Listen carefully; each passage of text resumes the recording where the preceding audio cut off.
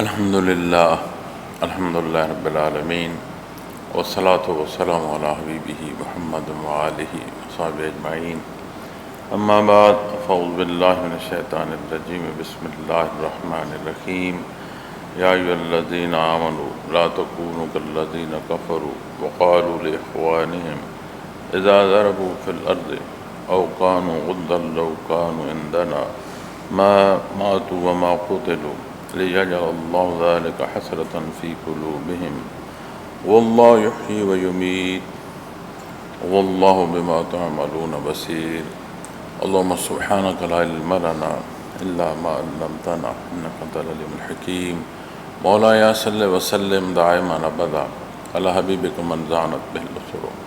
محترم سامعین کرام، السلام علیکم ورحمۃ اللہ وبرکاتہ. ارشاد باری تعالیٰ ہے، اے ایمان والو، ان کافروں کی طرح نہ ہو جانا جو اپنے بھائیوں کے لیے جب وہ سرزمین میں سفر پر نکلیں یا غازی بنیں تو کہتے ہیں کہ اگر وہ ہمارے پاس ہوتے تو نہ مرتے اور نہ مارے جاتے. کہ اللہ ان کے دلوں میں اس بات کو حسرت بنا دیں، اور اللہ ہی زندہ کرتے ہیں اور مارتے ہیں، اور تم جو کرتے ہو اللہ دیکھ رہے ہیں. صاحب ایمان کو متنبہ فرمایا جا رہا ہے کہ بالعموم اور لا یعنی جو گفتگو ہے اس سے اجتناب جو ہے وہ لازم ہے. منافقین ظاہراً تو مسلمانوں کے ساتھ شریک ہوتے تھے، نماز روزہ ظاہری طور پر وہ کر رہے ہوتے تھے، لیکن ان کے دل جو ہیں وہاں دین نہیں تھا، بے ایمانی تھی. اس لیے وہ ہمیشہ کوئی نہ کوئی پہلو شیطنت کا سوچتے تھے. پھر اس آیہ کریمہ میں جو ارشاد فرمایا جا رہا ہے، یہ بات بڑی واضح ہے کہ تقدیر الہی کے منکر تھے، اللہ کریم کے فیصلوں کا انکار ہے. یہ عمومی بات نہیں ہے، اور یہ محض الفاظ نہیں ہے کہ یہاں نہ جاتا تو یہ نہ ہوتا، اس طرف نہ گیا ہوتا تو یہ حادثہ نہ ہوتا. آج ہم اپنے معاشروں میں ان الفاظ کا استعمال دیکھتے ہیں، اور قرآن کریم کیا فرما رہا ہے کہ جس سفر پر نہ جاتا تو اس حادثے کا شکار نہ ہوتا، نہ مارا جاتا. اور اگر یہی آج کے مسلمان کی سوچ ہے تو اللہ جل شانہ منافقین کے متعلق یہ ارشاد فرما رہے ہیں. اس لیے دین جاننا انتہائی لازم ہے، جانیں گے نہیں تو عمل کیسے کر پائیں. تو بنیادی ذمہ داری یہ ہے کہ دین کو جانا جائے. یہ صرف اقرار کا نام نہیں ہے، تصدیقم بالقلب سے جاننے کے ساتھ صدق دل سے عمل پیرا ہونا ہے. اور یہاں فرمایا جا رہا ہے مسلمانوں کو، یا ایھا الذین آمنوا، اے ایمان والو، کافروں کی طرح نہ ہو جانا. اب جہاں فرمایا گیا کہ ان کے بھائی، لیکن اگلے حصے میں جہاں فرمایا گیا نا غزاً، تو یہ غازی کی جمع ہے، تو ان کی نسبت مسلمانوں کی طرف ہے، کیونکہ ظاہری طور پر تو وہ اپنے آپ کو ساتھ شامل کرتے ہیں اعلانی طور پر، لیکن باطن میں وہ منافق ہیں، نفاق ہیں ان کے قلوب میں. تو وہ کیا کہتے ہیں کہ جب مسلمان سفر پر نکلتے، غزوات و سرایہ کے لیے جاتے، جو قافلے ہیں ان کے ساتھ اسفار آتے، تو بے شمار پہلو ہیں اور حوادث ہیں. تو یہ وہ بات کہتے ہیں. اور جہاں پچھلی آیات کریمہ کو اگر آپ دیکھیں تو یہ بات غزوہ احد سے متعلق بھی کہی گئی کہ اگر رائے ہماری مانی جاتی، مدینہ منورہ میں رہا جاتا، تو ابن ابی نے کہا کہ ہمارا یہ نقصان نہ ہوتا. اب نقصان کو اپنا کہہ رہے ہیں، حالانہ میدان کردار میں اترے ہی نہیں. ایسا منافق اور بدبخت ہے کہ عین موقع پر مسلمانوں کو دھوکہ دیا، لیکن بعد میں پھر ساتھ شامل ہونے کی پوری بھرپور کوشش ہے. تو یہاں بھی یہی فرمایا جا رہا ہے کہ جب حضرت نے بلکہ بریکٹ میں لفظ مسلمان بھی لکھا ہے، چونکہ جو مفسرین کرام ہیں وہ آیا کریمہ کا جو انداز اور رخ ہے اس کے ساتھ ترجمہ جو ہے وہ فرماتے ہیں، اے ایمان والو، ان کافروں کی طرح نہ ہو جانا جو اپنے مسلمان بھائیوں کے لیے جب وہ سرزمین میں سفر پر نکلیں، قالوا لاخوانہم، اپنے بھائی، اب یہ ان کا دعویٰ ہے، اگر صاحب ایمان کو وہ واقعتاً بھائی سمجھتے تو پھر ان کے قلوب میں بھی ایمان ہوتا اور نور نبوت سے وہ بھی روشن ہوتے۔ نفاق نے انہیں اندھا کیا، بہرا کیا اور بدبخت ہوئے۔ تو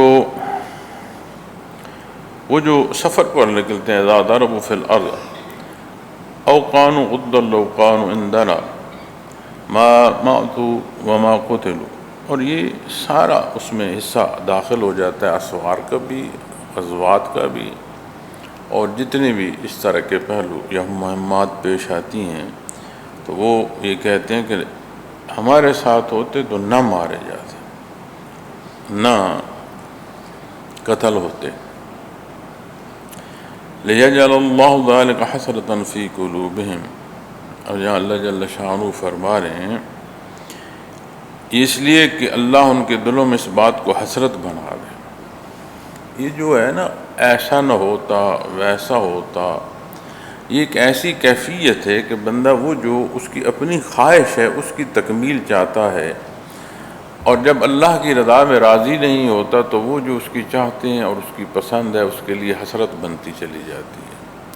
اور بہت بڑی حسرت ہوگی جب بندہ دنیا سے برزخ منتقل ہوگا اور جو کچھ دنیا میں وہ فضولیات جن میں مبتلا رہا، وہ بہت بڑی حسرت ہوگی کہ کاش یہ سارا کچھ جو ظلم اور زیادتی نہ کیا ہوتا، حق کو مانا ہوتا اور اس پر عمل پیرا ہوتا۔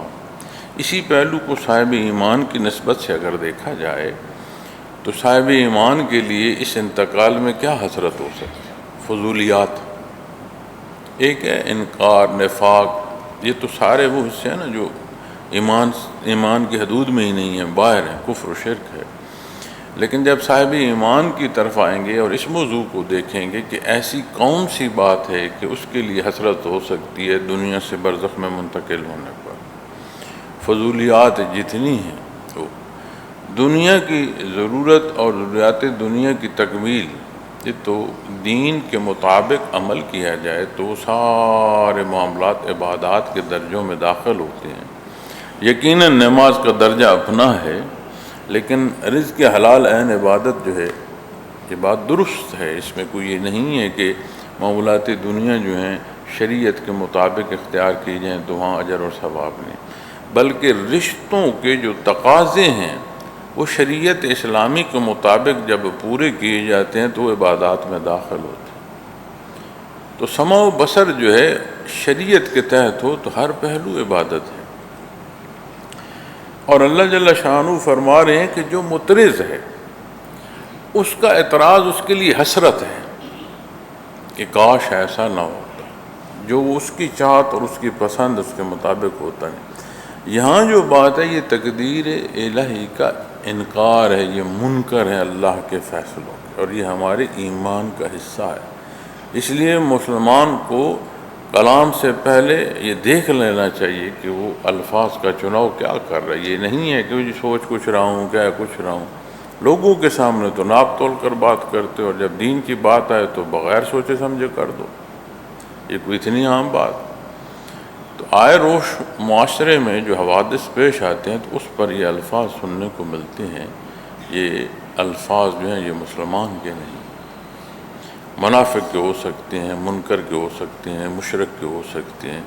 صاحب ایمان کو یہ زیب نہیں دیتا، اس کی بنیاد ہے، ایمان ہے تقدیر الہی پر، ہونا وہ ہے جو اللہ رب العالمین چاہیں گے۔ تو فرمایا اللہ ان کے دلوں میں اس بات کو حسرت بنا دیں گے۔ تو بہت بڑی حسرت ہے، اور عجیب بات ہے کہ دنیا جتنی بھی سمیٹتے جائیں یہ بدبختی ایسی ہے بے ایمانی کی کہ حسرت نہیں تمام ہوتی۔ اور شیطان بھی ایسا بے ایمان ہے کہ اپنی شیطنت میں مبتلا کرتا جاتا ہے، اس نے بھی ایمان جو ہے وہ ضائع کرانا ہوتا ہے، اس کے بعد اس کا بھی کہنا ہے کہ میرا تم سے کیا کام۔ قیامت کے دن بھی قرآن فرماتا ہے کہ وہ یہی کہے گا کہ میرا کوئی تم پر زور چلتا تھا، میں نے جھوٹے وعدے کیے، اللہ نے سچا وعدہ کیا، تم نے سچا وعدہ چھوڑا اور میری جھوٹی باتوں پر عمل کیا، میرا تجھ سے کیا، تو اپنے اعمال کا خود ذمہ دار ہے۔ تو یہاں اس زندگی میں ان معاملات میں بڑے ہوش اور سنبھل کر اپنی زندگی جو ہے وہ بسر کرنی چاہیے، جیسے امور دنیا کی نسبت ہم دیکھتے ہیں۔ آپ میں سفر پر جاتے ہیں تو سامان اکٹھا کرنا، اس میں ایک ایک شے کو ہم شمار کرتے ہیں۔ سارے سفر میں یعنی دوران سفر ایک ایک شے کو ہم سنبھالتے ہیں، اس لیے سنبھالتے ہیں کہ جب منزل پر پہنچیں گے، اگر گھر کو سفر نہیں ہے تو کسی دوسری منزل کو جا رہے ہیں تو وہاں جو میں اپنی ضروریات لے کر جا رہا ہوں پوری ہوں تاکہ مجھے تکلیف نہ ہو۔ کوئی شے لے کر جانی ہے تو وہ مقصد ہی فوت نہ ہو جائے کہ شے میں گھر چھوڑ گیا یا راستے میں گرا ہے۔ تو یہ جو زندگی کا کل سفر ہے، اس میں اتنی احتیاط کی ضرورت بھی نہیں ہے جتنی دنیا کے اسفار میں ہے۔ تو یہ کیسی کم عقلی ہوگی اور زیادتی ہوگی اپنے آپ کے ساتھ۔ تو مسلمان کے لیے حسرت نہیں ہے یہ جو حسرت ہے نا، دیکھیں اللہ کریم جہاں حسرت کو ارشاد فرما رہے ہیں اس میں مسلمانوں کو منع فرما رہے ہیں کہ ایسا نہ ہو جانا لا تکونوا کالذین کفروا، ان کی طرح نہ تمہارا کلام ہو، ان کی طرح تم نہ بات کرو، ایسے نہ ہو جانا جیسے وہ ہیں۔ تو مسلمان کے لیے تو حسرت نہیں ہے، اس کے لیے توکل ہے۔ اسے اللہ جل شانہ کی ذات پر وہ اعتبار ہے کہ اسے معلوم ہے جو کچھ ہو رہا ہے میرے اللہ کی طرف سے۔ بیدک الخیر کے معنوں میں جب آپ دیکھتے ہیں تو تکلیف بھی جو من جانب اللہ آ رہی ہوتی ہے اس میں بھی خیر ہوتی ہے، ہم اسے نہیں سمجھ پاتے۔ اور اگر حدیث شریف کی شرح سمجھ آ جائے کہ ایک کانٹا بھی بندے مومن کو چبھے تو اس پر بھی کتنی معافی اور کتنا اجر ہے، تو پھر اس تکلیف کا ہونا بھی جو ہے وہ بندے کے لیے بیدک الخیر ہے، یہ بات سمجھ آ جائے نا۔ اور فرمایا واللہ یحیی و یمیت، اور اللہ ہی زندہ کرتے ہیں اور اللہ ہی مارتے ہیں۔ اس زندگی یا موت اس پہلو سے ہم اس زندگی میں گزرتے ہیں، اس لیے کہ قرآن کریم نیند کو بھی یہی موت کی صورت ارشاد فرما رہا ہے۔ رات ہم سوتے ہیں تو جب صبح ہوتی ہے یا آنکھ دوبارہ کھلتی ہے تو وہ جو درمیانی وقفہ ہے وہ کہاں ہے؟ اسے قرآن جو ہے وہ موت کی سی کیفیت ہی بیان فرماتا ہے، اور فرماتا ہے اللہ جسے چاہتا ہے اس کی روح کو واپس وجود میں لوٹا دیتا ہے، عود کراتی ہے، نہیں تو روک لیا جاتا۔ تو یہ جو زندہ اور مردہ کی کیفیت ہے، اس حیات میں ہی ہم اس میں سے گزر رہے ہوتے ہیں، اس کے اپنے پہلو ہیں۔ لیکن جو زندگی اس نے عطا فرمائی ہے تو اسی نے موت کو بھی پیدا فرمایا ہے۔ تو زندہ ہونا اس بات کی علامت ہے کہ موت نے وارد ہونا ہے، موت آئے گی۔ اور اگر ایمان اور اعمال صالح نصیب ہوں تو موت کوئی ایسی بلا نہیں محسوس ہوتی جس سے خائف ہوا جائے، بلکہ موت ایک پل اور دروازہ محسوس ہوتا ہے کہ جس سے بندہ اللہ کے حضور حاضر ہوگا۔ ہر شے اس کے حضور حاضر ہے، ہمہ وقت حاضر ہے، لیکن جو اپنا سفر ہے اس کی تکمیل کے جو مراحل ہیں اور وہ پہلو جو دیدار باری کی طرف لے کر جائیں گے، تو یہ موت بھی ایک دروازہ اور ایک پل ہے، اور زندگی ایک کروٹ ہے مزید جو لیتی ہے کہ دنیا سے برزخ میں بندہ منتقل ہوتا ہے۔ لیکن کوئی پہلو ایسا نہیں ہے جہاں آپ دنیا کی کامیابیوں کو بھی چاہے جائے کہ حادثات وہ ہوں جو تکلیف دیتے ہوں، کامیابیاں بھی جو ہیں اگر قلب میں ایمان نہیں ہے تو یہ نور ایمان نہیں ہے تو قلب حسرتوں سے بھرا ہوگا۔ آج اگر ہم حسرتوں سے بھرے قلوب بحیثیت مسلمان لیے پھرتے ہیں تو یقیناً ضرورت ہے کہ جو ہمارے ایمان کے پہلو ہیں ان پر مضبوط اعتقاد اور یقین ہو، اور یہ مضبوطی عبادات سے مزید نصیب ہوگی، اعمال سے نصیب ہوگی۔ اس لیے کہ عمل صالح کے اثرات بھی ایسے ہیں کہ جو اچھا اور اعلیٰ ہوتے ہیں، اور جو غیر صالح اعمال ہیں اس کے جو نتائج اخروی ہیں وہ تو ہیں دنیا پر جو ہے وہ مزید جو دلوں میں خلش پیدا کرتا ہے، اور ایک وہ کیفیت جو اطمینان والی نہیں ہوتی ہے، غیر مطمئن ایک کیفیت اور حالت بندے کو پیش آتی ہے۔ اور اللہ ہی زندہ کرتے ہیں اور اللہ ہی مارتے ہیں۔ واللہ یحیی، یہ جو آپ تخلیق سے پہلے حصوں کو دیکھیں تو حیات نہیں ہے، فرمایا یحیی، حیات عطا فرما، حیات نہیں ہے۔ کتنے سیلز کی آمیزش ہے کسی بھی وجود کے تخلیق تک پہنچنے میں۔ وہ کون سی خوراک، وہ کون سے حصے ہیں جو اس کے باپ نے کھائے، اس کی والدہ نے کھائے، کہاں کی سانس لی، کہاں سے خوراک لی، کہاں سے انہوں نے پانی پیا، اپنی پیاس بجھائی، کتنے ہی پہلو شامل ہوتے ہوتے ہوتے ہوتے ہوتے آ کر کسی ایک کے وجود کو اللہ کریم نے جو تخلیق فرمانا ہے، اس کے اسباب آپ سوچیں، بندہ حیران ہو جائے۔ حیات نہیں ہے، اس نے حیات عطا فرمائی، اور جس نے حیات عطا فرمائی اسی کے دستے قدرت میں ہے کہ وہ یمیت، تو وہی جو ہے وہ موت بھی کا حکم بھی اسی کا ہے، موت بھی اسی کے اختیار میں۔ اور اگر ایمان اس پہلو سے مضبوط ہو جائے تو زندگی آسان ہو جاتی، وگرنہ یہ جو خائف ہونا ہے یہ آپ کو متزلزل رکھتا ہے۔ توکل بڑا مضبوط ہوتا ہے، اور یہی شان ہے صاحب ایمان کی۔ قرآن فرماتا ہے کہ ایمان والوں کو اللہ پر ہی توکل کرنا چاہیے۔ اللہ کریم پر توکل ہو تو پھر اسباب دنیا ہیں ان کو سبب تک سمجھا جائے، کل نہ سمجھا جائے۔ اپنی محنت کی جائے، اپنی طرف سے کوشش کی جائے کہ جائز مقاصد ہوں، جائز وسائل ہوں، بھرپور کوشش ہو، نتائج کی باری آئے تو اللہ کی مرضی، وہ ہوگا جو اللہ کو منظور ہوگا۔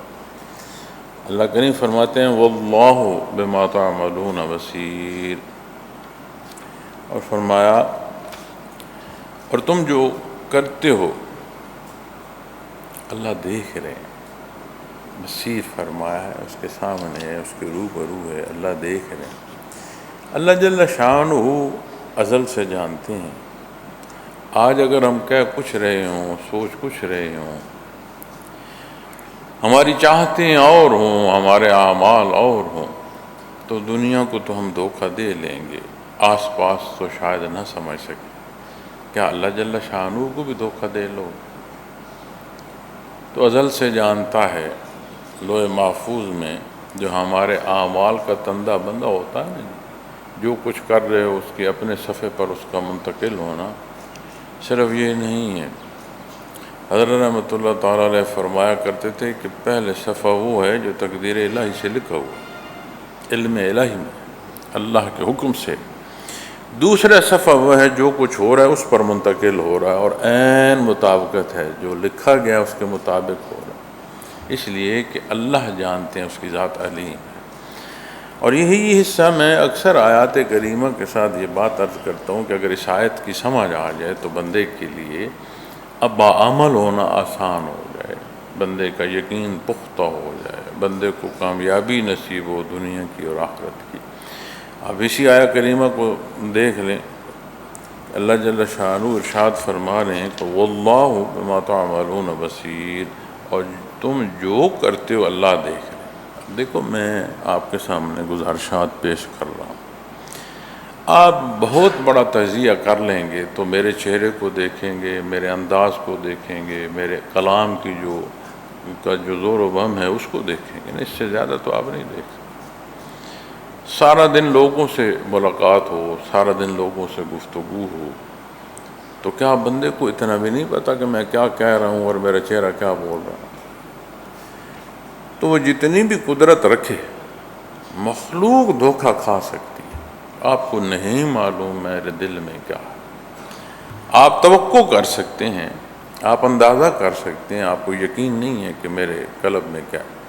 اسی طرح میں یہاں بیٹھا آپ کی طرف جو دیکھ رہا ہوں تو میں اتنے قلوب کو کیسے جانتا ہوں؟ میں کسی ایک قلب کو بھی کیسے کہہ سکتا ہوں کہ اس کے اندر کیا ہے؟ مخلوق کا مخلوق کی طرف جو دیکھنا، جاننا اور اس کا پیمانے ہیں وہ مخلوق کی ہیں۔ اللہ کی نسبت جب دیکھو گے اور تم جو کرتے ہو اللہ دیکھ رہے ہیں، عین شاہد ہے اللہ جل شانہ کی ذات، بھلے منکر نکیر لکھ رہے ہیں، اور کون سا عمل کس کتاب میں لکھا جا رہا ہے، ساری باتیں اپنی، یہ سارا کچھ اللہ کے روبرو ہو رہا ہے، اور یہ سارا کچھ اللہ کریم ازل سے جانتے ہیں. ہم پیدا ہی نہیں، ہمیں اس نے پیدا ہی نہیں فرمایا تھا، اس خلق کبھی نہیں تھی کہ اس نے، وہ جانتا ہے. اور یہ شان ہے اللہ رب العالمین کی، جیسے اس کی ذات لامحدود ہے اسی طرح اس کی صفات لامحدود ہے. یہ شان ہے اللہ رب العالمین کی. سبحان اللہ. حیران ہوتا ہوں کہ جس سے اس نے اپنی عبادت کے لیے پیدا فرمایا، وہ تراشے گئے پتھروں کے سامنے سجدہ کر کے انہیں خدا کیسے مان لیتے، جو ان سے بھی کلام نہیں کر سکتے، ان کی ضروریات پوری نہیں کر سکتے. ایک بہرا گنگا بے جان پتھر ہے، سجدے کر رہے ہیں، اور کیا عظمت ہے انسان کی. اللہ رب العالمین نے اسے اپنی عبادت کو پیدا فرمایا. تو جو اللہ کی ذات اور اس کی صفات ہے، یقیناً اللہ پاک ہے. سبحان اللہ. واللہ بما تعملون بصیر. تو کیا اگر یہ یقین نصیب ہو کہ جو کچھ ہے وہ میرے اللہ کے سامنے ہے، وہ دیکھ رہا ہے اور وہ شاہد ہے. اس نے مجھے حق و باطل کی پہچان عطا فرمائی ہے. وہ استطاعت جو عمل کی ہے، جو سوچ کی ہے، جو فیصلوں کی ہے، اس نے مجھے عطا فرمائی ہے. یہ سارے اعمال جمع ہو رہے ہیں، اور یہ سارے اس کی عدالت میں جا کر پیشی ہوگی، اور جزا و سزا اور فیصلے کا دن ہوگا. جنت اور دوزخ سامنے ہوں. ایک لحظے کو سوچے تو صحیح، جو کچھ ہم کرتے ہیں، جو کچھ ہم بولتے ہیں، کسی کو کیا کہنا جی کہ تم کیا کر رہے ہو یا فلاں کیا کر رہے ہیں. ہر کوئی دارالعمل میں واللہ بما تعملون بصیر. یہ صدق نصیب ہو جائے تو جو کچھ ہم کر رہے ہیں، کیا مسلمان معاشرہ ایسا ہو؟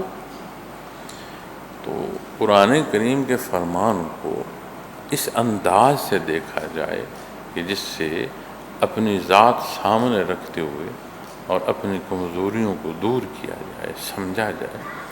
صوفی کے لیے یہ بہت بڑی برکت ہے اور اللہ کا احسان ہے کہ وہ حقائق سچائی کی طرف آتا. اور میں لفظ ایسا نہیں کہنا چاہتا کہ اگر ذاکر ہے، سالک ہے اور حسرتیں لیے پھرتا ہے، سوچتا کچھ ہے اور کہتا کچھ ہے، میں کچھ نہیں کہنا چاہتا. اس کیفیت کو قرآن کریم سے دیکھ لیں، اس کو کیا فرما ہے.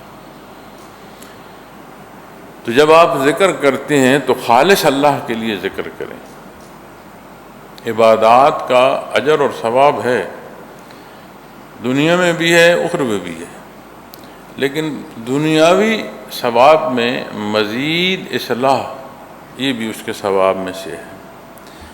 اور اگلے امر کے اختیار کرنے تک، اور وہ بھی صالح اس تک کی حفاظت کے پہلو نصیب ہوتے آتے ہیں. صدق ہو، نیک نیتی ہو. اپنی ہی ماہ و سال زندگی کے دیکھے جائیں تو نہیں سمجھ آتا کہ یہ زندگی کہاں گئی، کیسے گزر گئی. ماہ و سال کا شمار جو ہے بندہ پریشان ہو جاتا ہے کہ یہ دن کہاں گئے. ایک بات تو یقینی ہے نا جی، جہاں بھی گئے ہماری زندگی سے تمام ہو گئے. اتنی زندگی جو ہے ہم گزار بیٹھے، یہ تو بات یقینی ہوگی. کہاں گئے؟ اگر ہم نے نہیں دیکھنا تو تحریروں میں موجود ہے. اللہ فرماتا ہے کہ قیامت کے دن ہر شے اس کے حضور حاضر کی جائے گی. تو علاج جو ہے اس بیماری کا یہی ہے کہ جو معنی ہے اس کا یقین، اور اس یقین کے ساتھ جو حکم ہے اس کی تعمیل اختیار کی جائے. اور صاحب ایمان کے لیے تو اتنی آسانی ہے کہ اسے کچھ سوچنے کی ضرورت نہیں ہے کہ میں اب کیا کروں. کوئی معاملہ پیش آ جائے، زندگی ہے، خاندان ہے، ہر معاملے میں اسے ایک طے شدہ اور اعلیٰ ترین اصول دیا گیا ہے. اس نے تو صرف عمل کرتے جانا ہے، اپنی ضروریات میں، اپنے معاملات میں، اپنے کاروبار میں، اپنی چاہتوں اور پسندوں میں. اس کی تو پسند بھی رب کائنات نے طے فرما دیا، اور اس کی ناپسند کی جو حدود ہیں وہ بھی رب کائنات نے اسے عطا فرما دی ہیں. صاحب ایمان کی زندگی آسان ہے، اسی لیے اس میں حسرتیں نہیں. منکر جو ہے یا منافق جو ہے یا جو مشرک یعنی جو بے ایمان ہیں، ان کے قلوب جو ہیں ان میں حسرت ہے۔ اللہ رب العالمین ہماری غلطیاں اور گناہ معاف فرمائے، صدق کے دل سے ہمیں نیک اعمال کی توفیق عطا فرمائے۔ وآخر دعوانا الحمد للہ رب العالمین۔